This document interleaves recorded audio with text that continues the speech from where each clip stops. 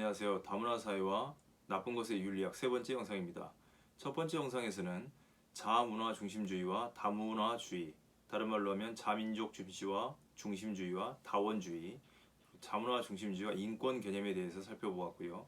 두 번째 영상에서는 원초적인 루스바움이 주장하는 원초적 혐오와 투사적 혐오, 그리고 김영환 교수님이 말씀하는 관용의 원리에 대해서 살펴보았습니다.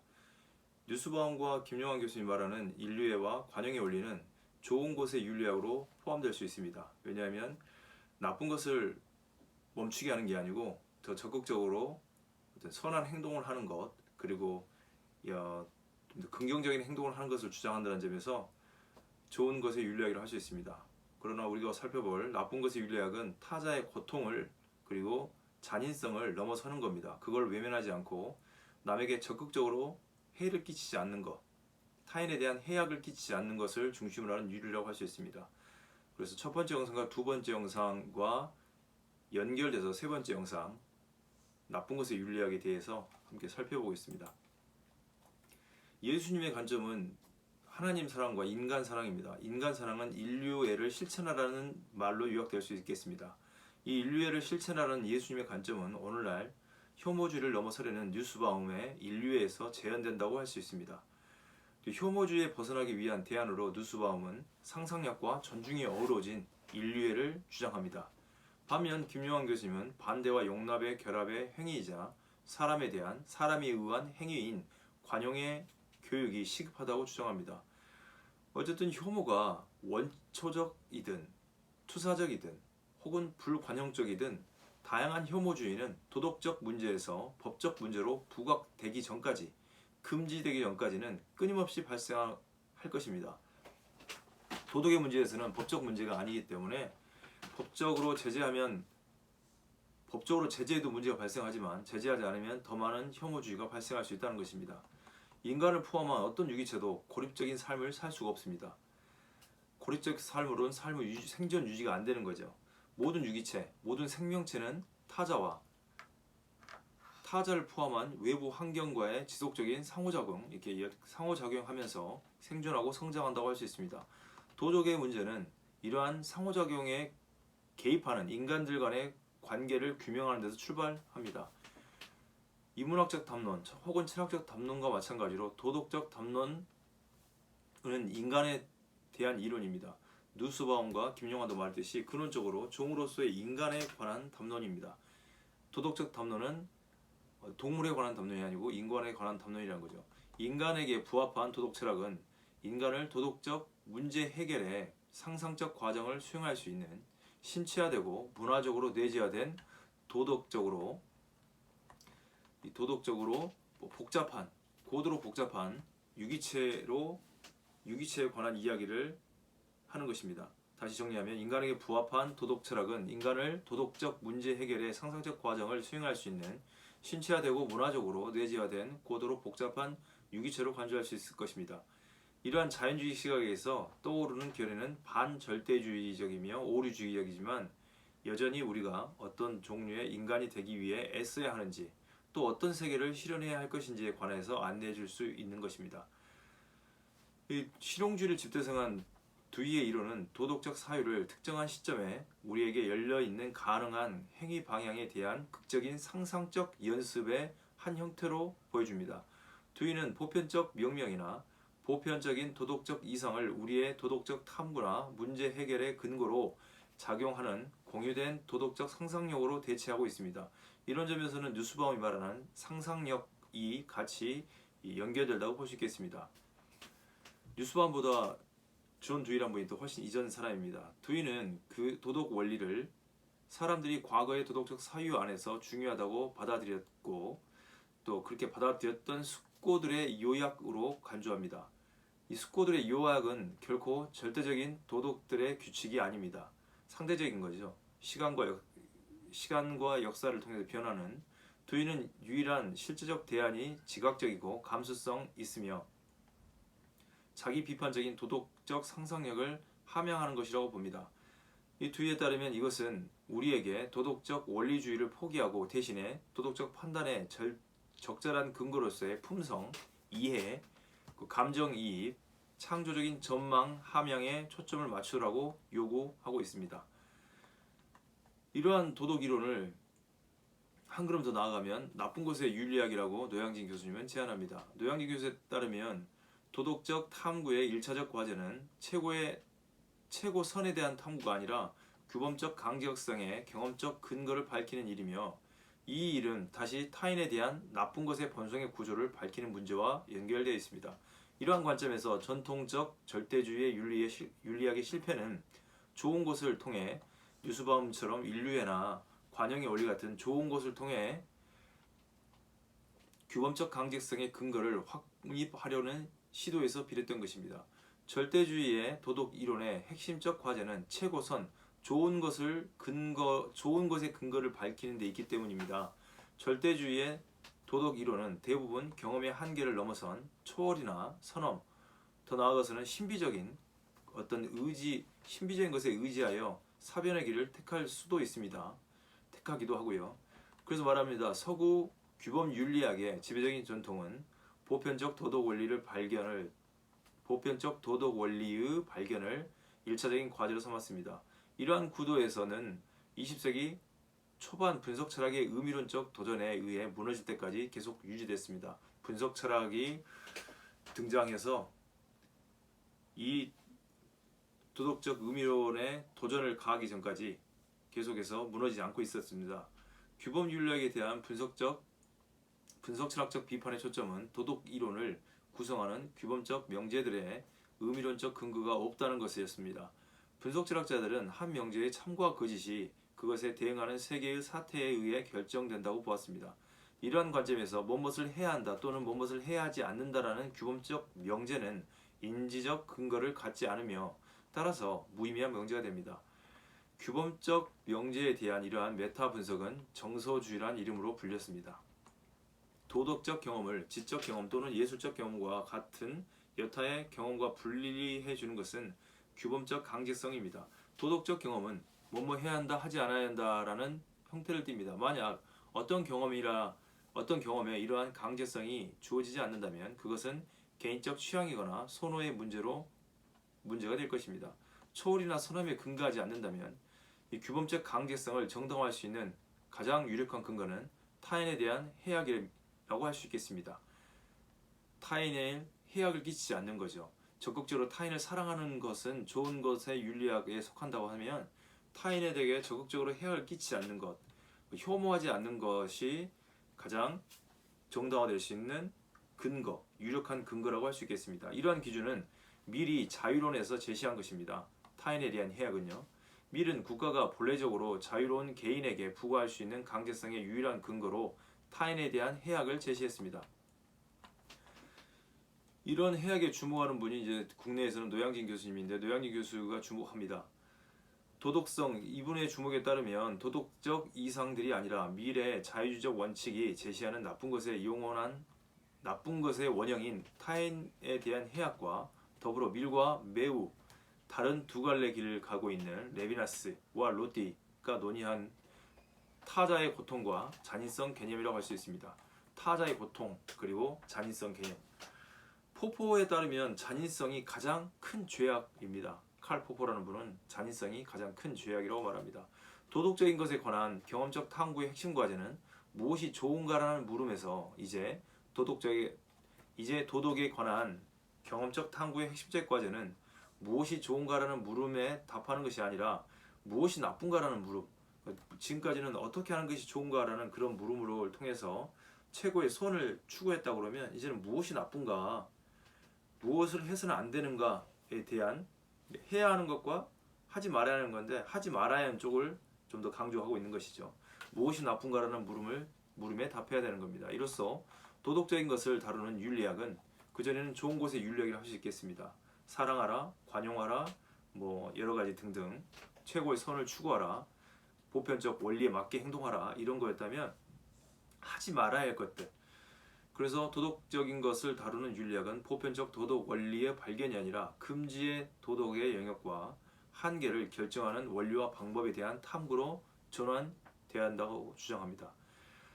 이 금지의 도덕을 규정하는 나쁜 것의 구조와 본성을 구체적으로 탐구하는 것은 좋은 것의 윤리학이 아니라 나쁜 것의 윤리학이라고 할 수 있습니다.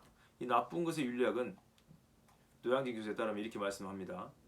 나쁜 것의 윤리학은 도덕적 다원주의의 한 표현입니다. 도덕적 다원주의는 1차적으로 보편적 도덕 원리로 특징 지어지는 도덕적 절대주의를 거부합니다. 적어도 20세기 후반에 들어 도덕적 절대주의에 대한 거부는 탈형이상학적이라는 지적 기류와 맞물려 일종의 지적 상식이 되었습니다. 그러나 절대주의의 거부가 그 자체로 온전한 귀결은 아닙니다. 단일한 기준이 거부되었을 때 자연스럽게 허무주의적 상대주의에 대한 우려가 제기되기 때문입니다. 따라서 도덕적 다원주의가 된다는 것은 절대적 원리를 거부하면서도 허무주의적 상대주의에 빠져들지 않는 제3의 길을 제3의 입장에 선다는 것을 의미합니다. 제3의 입장은 단순히 우리는 제3의 입장이 필요한다거나 나는 제3의 입장을 지지한다 라는 이런 주장만으로 충분하지 않습니다. 이 두 갈래 길, 이 두 갈래 극단을 비켜서는 중간의 지대가 어떻게 가능한지 밝혀야 하기 때문이 그렇습니다. 우리는 도덕적 경험이 드러내는 경험의 공공성에 주목함으로써 허무주의에 대한 제약 문제에 훨씬 더 성공적으로 접근할 수 있다고 말합니다. 규범적 강제성의 궁극적 기반은 종으로서의 인간이 신체적 물리적 층위에서 공유하는 경험의 공공성이라고 할 수 있습니다. 도덕적인 것을 다양한 다른 경험과 구분해주는 핵심적인 특징은 규범적 강제성입니다. 규범적 강제성을 축으로 금지의 도덕과 권고의 도덕을 구분하는 노양주 교수님에 따르면 금지의 도덕은 전형적으로 뭐뭘 하지 않아야 한다, 뭐뭘 해야 한다는 형태로 표현되고 있으며 규범적 강제성을 수반하는 반면 권고의 도덕은 더 나은 인간의 삶을 위한 다양한 이상들을 제시합니다. 그게 선일 수 있겠고 보편적 원리일 수도 있겠고요. 반면에 금지의 도덕은 마치 십계명이 하라보다는 하지 말라, 곧 인간이 행하지 말아야 할 금지의 영역을 규정한다고 할 수 있습니다. 반면 공고의 도덕은 인간을 더 나은 상태로 이끌어가는 도덕적 이상을 제시합니다. 인류애를 행하라든가 관용의 원리를 베풀라든가 이런 것이 도덕적 이상이 될 수 있는 거죠. 금지의 도덕과 권고의 도덕을 가르는 경계선은 시대와 문화에 따라 변한다고 할 수 있겠습니다. 이런 시대와 문화에 따라 변하는 이런 구분은 구체적 적용의 차원에서만 선명하게 드러납니다. 한때 금지의 도덕에 속한 것이 권고의 도덕으로 변하기도 하고요. 그 역으로도 가능합니다. 권고의 도덕이었던 것이 금지의 도덕으로 바뀌기도 하는 거죠. 그 상황에 따라 바뀌는 겁니다. 금지의 도덕은 대부분 문명화된 법 질서를 통해 표현됩니다. 이 때문에 도덕은 법 질서를 제외한 권고의 도덕을 가리키는 것으로 인식되기도 합니다. 타자의 고통과 잔인성을 넘어서 타인에 대한 해악을 끼치지 않는 것은 타인에게 고통을 주지 않는다는 거고 타인에 대한 해악을 끼치지 않는다는 것은 잔인하게 행동하지 않는다는 겁니다. 즉 혐오주의는 남에게 타자에게 고통을 주는 것 및 잔인하게 행동하는 거죠. 그게 언어적이든 물리적이든 정신적이든 우리 사회는 인권을 확대 적용하는 일과 함께 혐오의 문제에 대처해야 합니다. 고대의 인권관이 보편적 윤리의 기본 토대를 제시했다면 지금까지 그렇게 제시했습니다. 현대의 인권관은 보편적 토대를 기초하여 인류의 개념 속에서 새로운 구성원들, 새로운 인간들을 포함시키고 있습니다. 인권은 인간의 존엄성을 유지하고 인간다운 삶을 보장해주는 기본 원리입니다. 이에 반해 혐오는 인간의 존엄성과 인간적 삶을 인정하지 않는 감정이라고 할 수 있겠습니다. 그러한 인간적인 삶을 인정하지 않는, 존엄성을 존중하지 않는 이런 감정은 그것이 좋은 것이 아니라 나쁜 것이라고 할 수 있겠습니다. 혐오의 대상은 특정 집단에 속한 사람이나 소수자일 경우가 많습니다. 누스바움이 혐오주의를 극복하기 위해 인류의 정치를 제안했습니다. 누스바움에게 상상력은 타인을 존중하기 위한 필수적인 것입니다. 상상력은 세속적인 도덕 규범이며 세계의 위대한 종교 대다수를 작동시키는 도덕성의 개념의 핵심이라고 할 수 있겠습니다. 그러나 뉴스바움은 상상력이 필수적이라고 말할 뿐 상상력의 구조에 관해서는 논의하고 있지 않습니다. 상상력이 필요한데 상상력이 어떻게 작동하는지에 대해서는 말을 않고 있다는 거죠. 뉴스바움의 상상력은 두이가 말하는 도덕적 상상력과 융합되어 체계화 및 구체적으로 재구성될 수 있다고 볼 수 있습니다. 상상력이 있어야 한다고 말하지 상상력이 어떻게 가능한지에 대해서 말하지 않고 있기 때문에 두이가 말하는 도덕적 상상력과 결합되어야 한다는 겁니다. 이렇게 재구성되면 정치와 도덕적 담론에서 인류애보다 설득력 있게 작동할 것입니다. 인류애를 행하라는데 타인의 고통을 당하지 않게 하는 것, 그리고 타인에게 해악을 끼치지 않는 것, 잔인성을 행하지 않는 것은 감정이입적 상상력이 있어야 되는 거거든요. 뉴스밤도 잘 보고 있습니다. 두이를 통해서 더 확대될 수 있다는 그런 말씀인 거죠. 김용환 교수님께서 또 관용의 원리를 제안하고 있는데요. 관용의 정신을 사회의 토대 가치로 삼아야 한다고 주장합니다.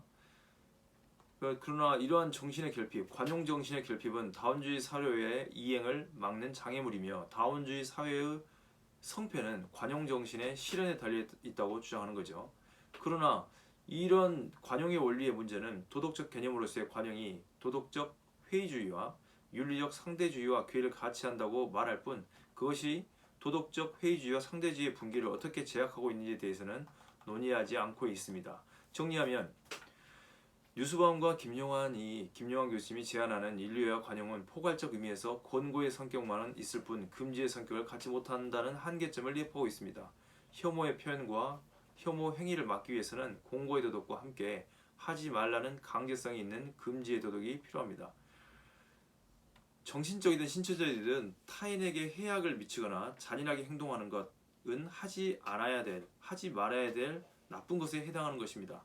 나쁜 것은 구별적 강제성을 수반하는 금지의 도덕을 정당화해주는 유일한 근거입니다. 따라서 우리가 의지해야 할 수 있는 실제적인 보편성의 소재는 인류애나 관용보다 우리의 이 신체적이고 물리적이고 정신적인 경험에서 드러나는 현저한 공공성 쪽을 살펴봐야 된다는 거죠. 경험의 공공성은 절대주의 이론이 원하는 절대주의적 기준을 제공하지 않습니다. 나쁜 것의 목록을 정하는 단일한 원리는 없는 거죠. 그때그때 달라지니까요. 그러나 나쁜 것의 목록을 정하는 나쁜 것의 목록을 정하는 것은 좋은 것의 목록을 정하는 것에 비해 훨씬 더 구체적이고 현실적입니다. 인류애를 실천하라라고 말하는 그런 목록을 제시하는 것과 관용하라는 목록을 제시하는 것과 타인을 때리지 말아라, 타인을 유혹하지 말라, 잔인하게 행동하지 말라 이런 것이 더 구체적이라는 그런 말씀입니다. 타인에 대한 해악과 고통 및 잔인성은 인류애나 관용에 비해 훨씬 더 긴급한 그리고 긴박한 문제이라고 할 수 있습니다. 나 자신에 국한되지 않고 필연적으로 타자가 개입된다는 점에서 현실적입니다. 실제 모든 법 질서가 결코 완전할 수는 없고 완벽할 수도 없습니다. 결코 완전할 수 없는 방식이긴 하지만 그럼에도 불구하고 예의 없이 타인에 대한 해악을 행하지 말라고 말하고 있습니다. 타인에 대한 해악의 실질적인 적용은 다양한 사회적 합의를 통해서 이루어지는 것입니다. 혐오주의도 사람들에게 해악을 끼치지 말라는 거죠. 정신적으로든 물리적으로든 다양한 사회적 합의를 통해서 이루어지는 겁니다. 이러한 나쁜 것의 윤리학은 좋은 것의 윤리학에 대비되는 거죠. 지금까지의 윤리학은 거의 좋은 것의 윤리학이었고 그 좋은 것들을 행하라, 최고로 좋은 것들의 원리에 따라서 행동하라고 지난 몇천 년 동안 분석철학자들이 등장하기 전까지 계속해서 주장해 왔습니다. 현재 다문화 사회에서는 어떤 한 원리 내지는 한 도덕 원리로 사람들을 설득할 수 없는 거죠. 서로 종교가 다르고 또 문화가 다르기 때문에 그렇습니다. 그럼 우리는 이제 인류의 그리고 관용의 원리 이런 것은 좋은 것의 윤리학 규정한다고 하면 나쁜 것의 윤리학 이것은 타인에 대한 해악을 끼치지 않는 것 그런 점에서 타인에 대한 해악을 끼치지 말라는 점에서 이 인류의 좋은 것의 윤리학보다는 좀 더 구체적이라고 말할 수 있겠습니다. 그 최고 선을 탐구하는 것 도덕적 탐구는 가장 좋은 것이 무엇일까 그것을 최고선이라 부릅니다. 그 최고선을 중심으로 그 최고선을 추구함으로 목표로 탐구했다고 하면 나쁜 것의 윤리학은 최고선을 추구하고 탐구하는 게 아니고요. 어떤 것이 인간에게 가장 적합하고 모든 종으로서의 인간의 보편적으로 어떤 것을 하지 말아야 되는 건지에 대해서 생각하는 겁니다. 사실은 성경에 예수께서 말씀하셨죠. 서로 사랑하라. 그리고 살인하지 말라, 간음하지 말라, 도둑질하지 말라, 이런 것들을 하지 말라는 영역에 속합니다. 나쁜 것의 윤리학은 그쪽에 한정되어 있다고 생각하시면 될 것 같습니다. 그러니까 다시 정리하면 나쁜 것의 윤리학은 도덕적으로 하지 말아야 할 행동들, 특히 살인, 간음, 도둑질, 거짓말 이런 것들로 한정될 수 있고, 타인에게 해악을 끼치는, 타인에게 고통을 주는 잔인하게 행동한 것을 하지 말아야 되는 것을 기준으로 한다는 거죠. 이런 점에서 나쁜 것의 윤리학은 초월적이거나 선험적인 것 혹은 신비적인 방식을 추구하지 않고 경험적인 방식, 다른 말로 하면 자연주의적인 방식, 자연 안에서 일어나는 인간이 행동하는 것을 관찰하고 탐구함으로써 밝혀내는 도덕 원리라고 말할 수 있겠네요. 경험주의적 도덕 원리라고 말할 수도 있겠습니다. 자연주의적 윤리학이라고 말할 수도 있겠고, 또 다른 말로는 나쁜 것의 윤리학이라고 말할 수 있고, 이 나쁜 것의 윤리학은 노양진 교수님께서 주장하는 윤리학이라고 할 수 있습니다. 사실은 니체와 두이가 주장하는 것도 이런 자연주의적 윤리학에 속해 있습니다. 그리고 체험주의라는 미국의 체험주의에서도 이런 윤리학, 인간의 도덕을 주장하고 있습니다. 현재는 이제 다문화 사회에서 맞는 도덕 원리가 무엇일까를 생각하고 있는 거죠. 그런 와중에 여러 도덕 윤리가 있는데, 레비나스는 타자 윤리학을 말합니다. 타인의 얼굴에 책임을 지라고 하는 거죠. 타자 얼굴에 책임을 져야 될 의무가 있다는데, 그건 너무 좀 모호할 수 있습니다. 여러 가지 윤리학이 있는데, 그런 윤리학 중에 하나의 윤리학을 소개시켜 드렸고, 이제 니체의 윤리학을 통해서 또 다른 기존의 윤리학이 뭐가 문제였는지에 대해서 다음 영상에서 니체의 선악의 저편과 도덕의 계보학을 통해서 살펴보도록 하겠습니다. 수고하셨습니다. 지금까지 다문화 사회와 나쁜 것의 윤리학 세 번째 영상을 함께 보셨습니다.